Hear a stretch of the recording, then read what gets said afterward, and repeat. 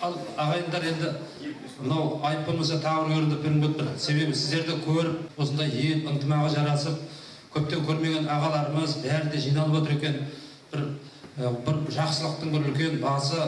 Сондықтан мен мынарда Ғазиза апамыз отыр, менің мамаммен бірге, қасында жанында Алтын апамыз отыр. Осы аналарыма арнап, мені оқытқан Набат апайыма, бәріне де арнап Ақтөбені орындап беріңдер.